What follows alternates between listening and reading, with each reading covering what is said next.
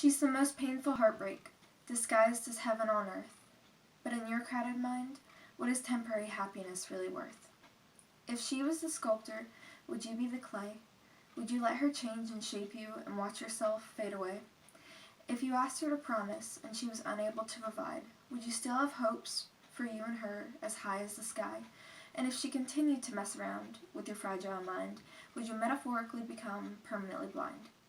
These are all very important things to consider. Ask yourself, would life without her really be so bitter? And if one day she decided to up and leave, how long would it take to remove your heart from your sleeve? Because I am done trying to save you from such heartache. She is not the moral of your story. She is simply just an outtake, and oh man, I would kill to see you fathom, but I'm sure she's just too perfect for you to imagine that she would ever break you.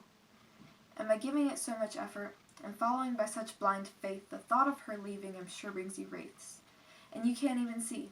So blinded by her beauty, you only know her skin deep. Promise you won't forget about me. About us, about how I always wanted what was best for you. Even if you didn't think that I was best for you, I always did, and I always will. And I will never leave. My heart will never be on my sleeve, but the feelings that I feel are real, and to prove that they exist is like asking me to feel, and asking me to feel is like saying that I don't, and to say that I don't is to say that I won't, and to say that I won't is a taunt or a tease. One day, I'll tell you that I love you with ease. But for now, I must believe what I believe, that it is not real unless it is felt and seen, and to see a biological reaction is something unheard of. How hard can it be for me to accept the concept of love?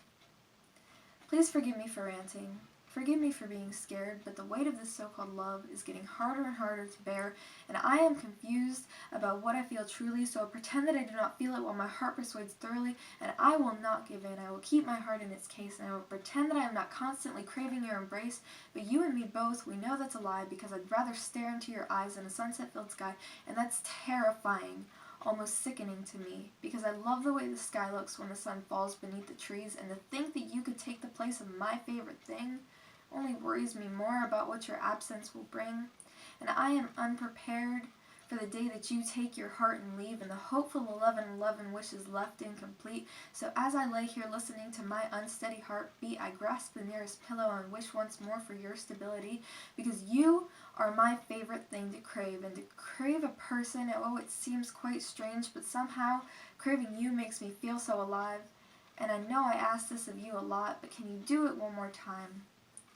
When I tell you that you are my favorite, please say back to me that you are mine, because I do not know how I would feel without you, but it certainly would not be fine.